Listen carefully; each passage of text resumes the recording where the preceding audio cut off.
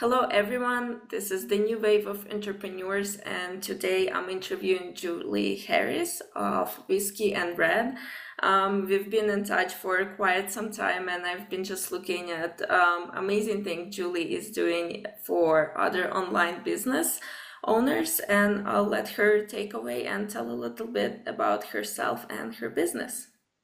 Well, first, I want to say thank you so much for having me back. It's kind of crazy to think how much time has gone by since our last call, but also very exciting to see how much both of us have grown and changed. Like you said, I'm Julie Harris of Whiskey and Red. I am part one of two of a graphic design team that specializes in small business branding and WordPress website design. We work with generally established small business owners, brick and mortar businesses who are looking to expand their reach or start to really build their business online through website design, social media, etc. Okay, sounds good. So tell us how you got started in branding and design. What made you move into this realm? It wasn't ever anything that I actually wanted to do. I originally wanted to work in hospitality and event planning, customer service. I went to college for business, entrepreneurship, and all of that, but really wanted to work in hospitality. I then met this wonderful man who I ended up marrying, who ended up being in the service. And we had to move a lot. So that caused me to face a lot more career conflicts when it came to getting something higher than an entry level position post college or trying to build a relationship long term with a company.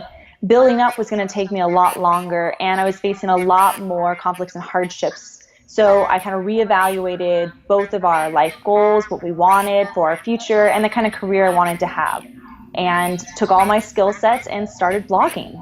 I started working in more brand consulting and online event planning, that kind of deal for campaigns, social media, which of course sort of branched into doing more design work, moving into creating more design spaces, social media graphics, branding and logo designs for special events or programs, and just naturally moved into website design, which is where we've settled. And I'm so happy and grateful for this business and lifestyle we've been able to create. Awesome. So, what made you move into branding online specifically? I guess why wasn't it more about other more brick and mortar services and marketing materials?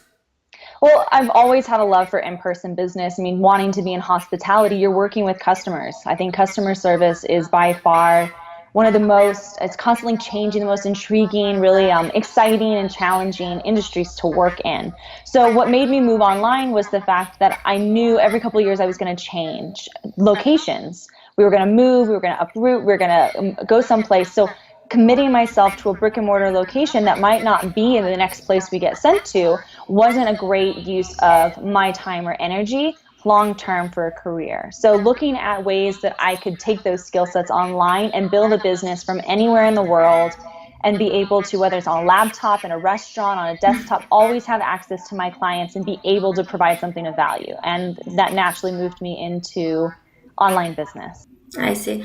So, with so many online resources right now and so many branding experts, a lot of creative entrepreneurs and small business owners are trying to DIY their branding and their websites. Can you talk about the challenges, struggles, and potential costs that come with trying to DIY your branding? They're endless, really. I mean, I applaud the DIYer. It really just comes down to what your time is worth. For any service-based provider, whether online, offline, DIY, you really have three things to consider. You have time, energy, and value, or money. So when you're thinking about DIYing your own services, if you have the time and energy but don't have the money, that's the perfect time and opportunity to commit yourself to looking up resources, studying your craft, doing case studies on really successful brands. If you're looking for something a bit faster and you don't have the time and energy to invest in your business, to DIY it yourself, it's just going to take a whole lot longer. Also, knowing how much your time is worth. If you're really, really good at what you do, trying to learn social media, trying to learn website design, trying to learn branding, being an entrepreneur and an idea maker is just one piece of running a business. There's a whole nother side to it, as a business owner, your manager, your employee, your tech support, your so many other departments. So kind of recognizing if you are going to DIY your business, where your DIY strengths lie. If you have sort of partial skills in certain areas, focus on those and make the most of your time and energy. Otherwise, partnering or collaborating with a professional designer or social media marketer or coach can really help you get that focus and support that you need to move a lot faster and get the return on your investment so much quicker. I see. So, what's the process? What's your process? How do you go about creating this cohesive branding experience? Where does it all start? You kind of just said it right there, the experience, kind of picturing the experience you want to create for your customers. Visuals, logos, all that the imagery stuff is just one piece of the puzzle. Your website's just one piece of that puzzle. Overall, a brand is an experience that you create for your ideal client or customer. So in order to create that experience, the first thing we need to identify is who your ideal client and customer is. So being able to answer the major W's of your brand. Who are you? What do you do? Why do you do what you do? Who do you serve? And how do you go about serving them? Once you kind of answer those core questions about your business, that really helps you create that mission and vision statement that everything else sort of builds off of. Even if your products and services pivot or if your colors change down the road, the core elements of your brand are in those answers.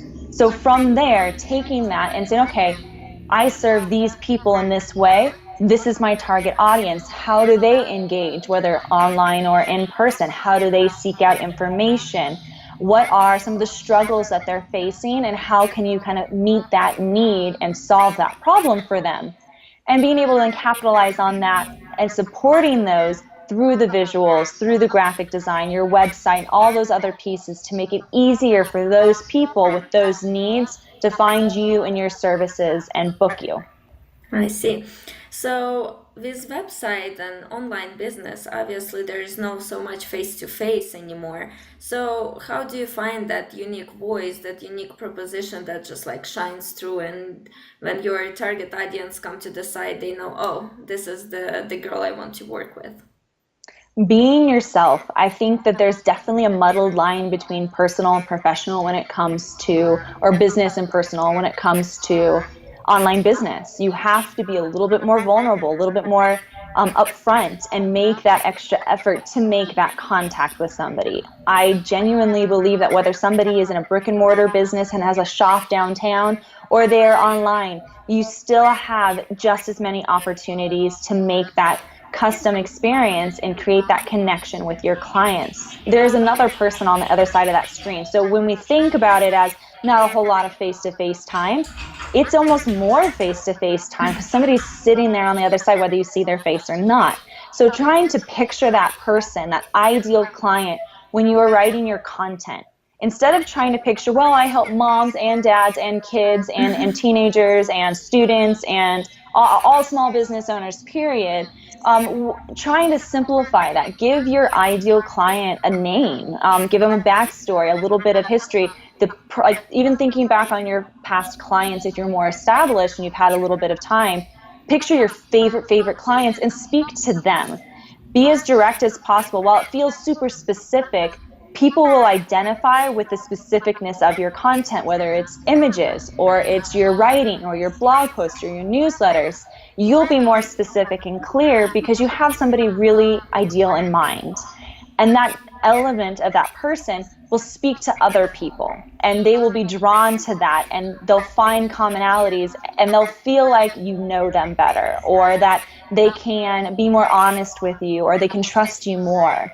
And all of that comes into play with your visuals, your content, your writing, your text, your opportunities, using your own face in your website or on social media. Video marketing now is huge. There's so many opportunities to really create that connection and give your clients the feeling like they actually know you. I see. So I've heard a couple of times the idea that you want to help people just like you, or people who are in your shoes where you were like 5 years ago. Do you think this is really helpful, and what's the advantages of trying to do that? Definitely. I think that there is a certain, especially for entrepreneurs, I mean, when you think about why we started our own businesses, it's not because we wanted to sleep more, because you're not going to do that. It's not because we wanted the easy route, because it's definitely not. And I mean, the small business taxes and all the kind of things and the cost of running your own business are big. It's a huge risk. But we all do it because there's some sort of need or desire that we want to fill for ourselves, and it's oftentimes related in some way to our target market. For myself, as we stated in the beginning of the call, I wanted to create a lifestyle for myself that allowed me to um, have that long-term professional career, really create a professional opportunity for myself to be successful and grow, as well as be there for my family, be able to be a parent there for my children and not have to miss things, be able to travel, doesn't matter where I am in the world, and be able to maintain that ideal lifestyle. I wanted that freedom of opportunity to go and pursue those passions of mine to the fullest extent and not be held back by location or cost or income. So that's oftentimes something my clients want. They also want that creative freedom and opportunity to build their business, reach more people, help others either do business with them, purchase their goods or services, and increase their own well-being in their life. So there is that commonality. So when you're thinking about people like yourself, are you very driven? Are you very motivated? Is this a personal passion that you're pursuing? Is this strictly career-based? Is this to build money and wealth? So kind of identifying the reasons behind why you're starting your business and then the services you're providing, you'll find those commonalities in the other people you work with or the ones that you enjoy working with the most. I see. Cool. So I think one thing I've kind of noticed quite a lot, the website is really sleek and beautiful and it's really polished and you can see all this hard work put into it. And then entrepreneurs and small business owners, they come to social media and all of a sudden they feel lost. They feel like they're not in control anymore. You know, it's you spend all this time, but then your Instagram or your Facebook just doesn't create cohesive experience with website. So do you have any tips and advice on how to make sure that whatever you're doing online, it's really cohesive and your Instagram and your Facebook and your website seem like one person and not three completely different individuals? It's all important. Like I said, the website's just one piece of the experience. The experience is included in the social stuff. If you were to go to a networking business meeting, you'd look a certain way, you dress a certain way, you speak just as social media. I think social media is probably one of the most undervalued business elements. Website design, people pretty much understand that they need a website, whether they invest in a professional designer or they choose to DIY it themselves. There's a whole level. Today's world, there's so many tools and resources out there for having a beautiful website, the visual composers, the drag and drop builders. So whether you hire a professional or not, the real value there comes in the expertise in knowing how to communicate online, how to market to clients, how to streamline that navigation and get people to your site. So when you see a website that's really well done or really professional, clean, streamlined, oftentimes they've probably worked with a web designer. People pretty commonly know that I need to hire a web designer for my business when I get to that level. They often will skip hiring a social media manager or a social media consultant or somebody else in another realm, like, oh no, it's Facebook. I know Facebook. My grandma's on Facebook. It's just not the same, especially with the constantly changing algorithms and rules, all of these platforms that pop up out of nowhere. I mean, what was it? There's Snapchat versus doing Instagram. There's all these different programs out there. It can feel really overwhelming. So having somebody who knows those platforms and programs, just like a web designer knows how to market online business, can help you then take that consistent experience and move that through your social media platforms. So tip, even if you don't want to hire somebody full time, have somebody audit your social media platforms. A lot of social media consultants and managers will offer special projects or hourly consulting services that might be more cost effective if somebody's trying to DIY it. They just need that professional feedback. Whereas using professional programs, if you go and you work with a professional designer and you have these beautiful logos and patterns and graphics and tools, see if they'll create for you custom social media templates. Don't have Photoshop or Illustrator or InDesign. use Canva. I Canva love is a free Canva. resource. Yes. I recommend it to all of my clients. That provides you designer quality graphic options. Even for a lot of my clients at the end of our design work, I'll create custom templates within Canva for them and then teach them how to use it so that they can have that visual professionalism and consistency amongst all of the different areas online that they do business. So whether you want to pay for all of it up front or get somebody who's professional give you some feedback or tips in an audit style situation, there's so many resources out there for you to have that consistency. I see. So I wanted to focus in a little bit on your Instagram. It looks really great, I have to tell. And then also, I think Instagram became like this the network to be for creative entrepreneurs and small business owners. And before algorithm, I feel like it was even more necessary to be on Instagram, and now people are a little bit afraid and try to like back down. But what about Instagram? It's really visual, and again, it just comes down to this branding piece that a lot of people seem to be missing between website and Instagram. So, how do you ensure that cohesiveness across Instagram and your every single post, I guess? Well, thank you, first of all, for that. Instagram's a very special place. Before totally jumping in on Instagram, something I like to talk to my clients about is pick your top 3 platforms, no matter who you are, whether it's Instagram or not. Platforms come and go, things change, everybody's going to tell you you need to be everywhere. And to a degree you do. Make sure you grab your handle on every primary platform. Make sure you have some kind of space. Like, I don't particularly use LinkedIn. I don't love spending my time there, but I still own my handle for Whiskey and Red as well as Julie Harris. I have a cover photo and basic business information, so if somebody came upon me there, they'd know where to find me. But I don't spend a lot of my time there. Where if you pick your top 3 platforms, pick a place that you just enjoy spending your time, that you like to hang out at. Just when you wake up in the morning, what's the first platform you check? That's probably the one you should be on. That's a great Then, idea. then pick the one that you think you can make the most impact on. Which platform do you think best suits your style of business that you can really make a statement or stand out in some way? That's your second platform. And the third platform should sort of be a place to sort of bounce between that you might use for special purposes or resources, but maybe not spend all of your time there in order to still have a place to be, which for me is Facebook, but not spend great amounts of time there. I really deal with Facebook groups and a lot more personal marketing versus managing that page like a professional would. Especially if you're doing this on your own and you're DIYing your services, there's probably only 1 or maybe 2 of you in your business. And you only have 24 hours in a day and you need to sleep and eat and do a million other things on top of be social. So pick your top 3 platforms, pick the one that you most want to spend your time at, one you can make an impact at, and one that kind of meets somewhere in the middle for special purposes. And you'll be able to actually spend enough time to make a difference versus feeling like you're spending so much time on social media and it's going nowhere. Yeah, and feeling overburnt just with all of the platforms out there. Yes. But back to your whole topic about Instagram, for me, Instagram's a place I love to spend my time. So that's a big part of it.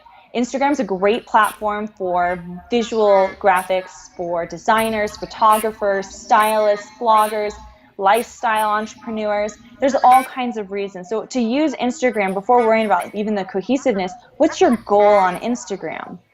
My top 3 platforms would be Instagram, Pinterest, followed by Facebook.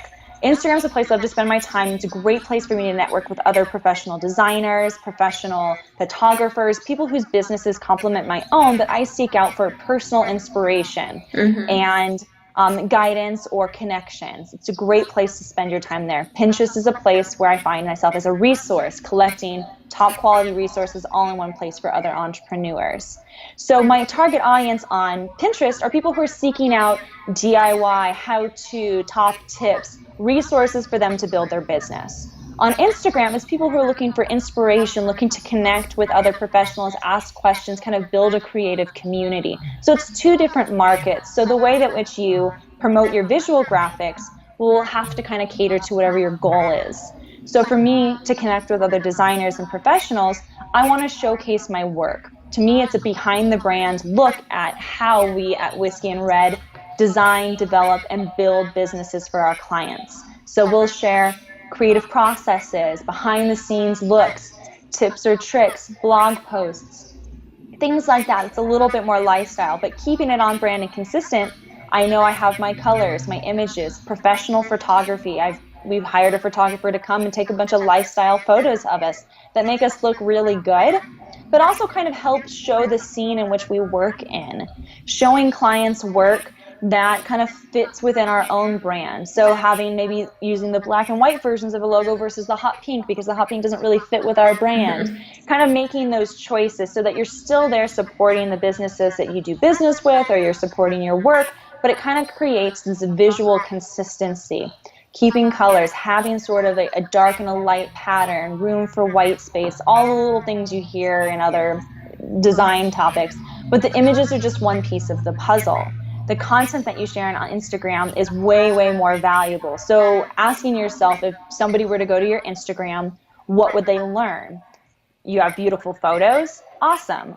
But also like talking about how you do your business, what your morning is like, behind the scenes of your day. The content that you share with your images will really kind of help you pick the best photos as it speaks to your business. And then building it up from there as you go and as you grow. And keeping things consistent in that way. So, how do you tell your brand story through images and through just visual reel? A whole lot of coffee posts. There's a lot of coffee mugs in my Instagram. For my mornings, I wake up, the first thing I do is have coffee. Oftentimes I'll jump on Pinterest and go through a client's brand board to kind of get inspired. I'll have photos of that. I also don't always share my own photos. Just because it's Instagram doesn't mean you're responsible for every single photo. A great way to build connections is to share other people's work.